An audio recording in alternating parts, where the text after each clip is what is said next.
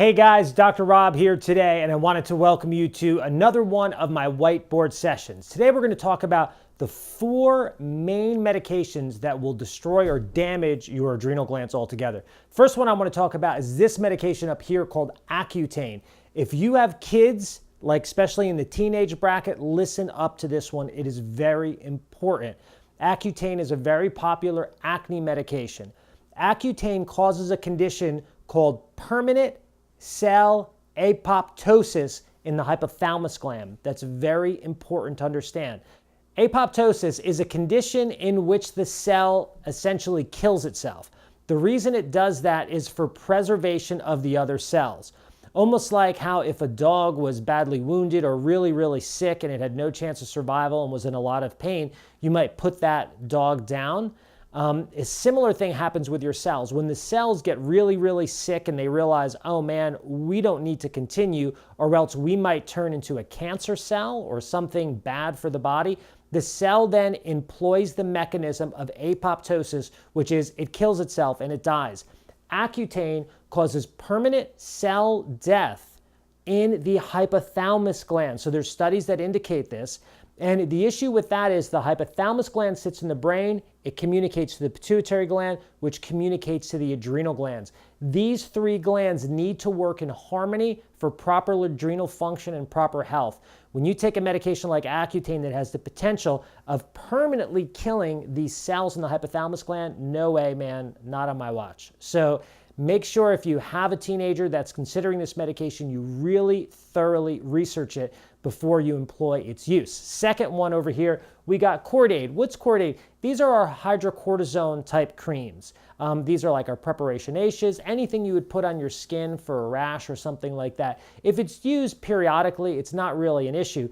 However, when someone's using it to manage a condition like itchiness and they have this constantly, or rashes and they have this constantly, or hemorrhoids and they have this constantly, what happens is it creates a negative feedback loop. What that means is these Cordaid creams, hydrocortisone, it's basically cortisol, which is the primary hormone that the adrenal glands release.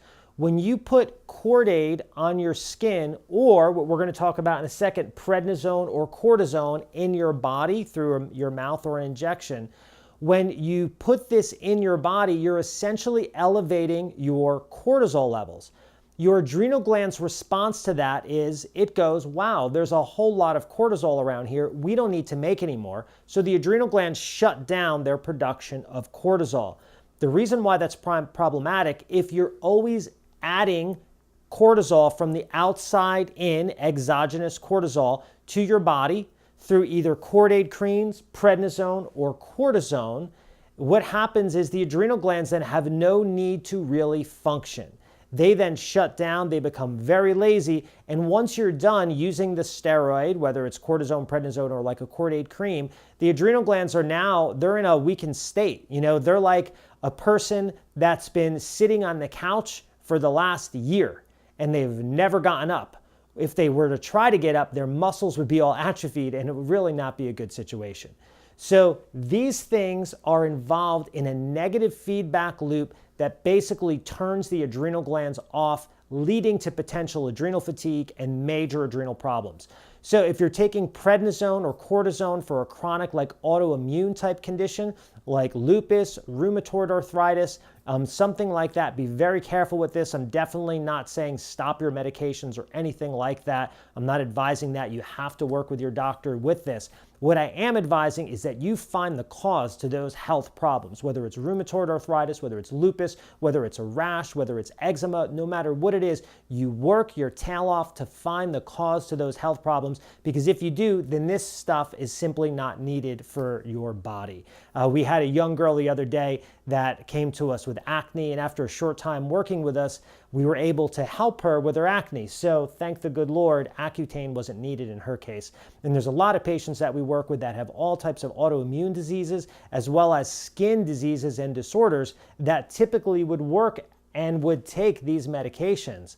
However, isolating the underlying cause and then getting their body to heal itself then alleviates the need for these medications. So make sure you work hard, be very careful with these medications, especially if you know you have adrenal fatigue, as they can definitely worsen the condition in my opinion. Talk with your doctor before changing any medications. If you have a health problem that you feel like you need help with, I put a link to my website right down here in the comment section. Please feel free to go to my website and fill out our free online weight loss and health evaluation. And then someone will call you for a free consultation to explain more about how we could help. Also, if you like this information, please follow me on this channel or subscribe to me on this channel and share this information with a friend. My purpose is to help as many people as we possibly can, and we got to do that through educating the masses. And I'll see you at the next whiteboard session.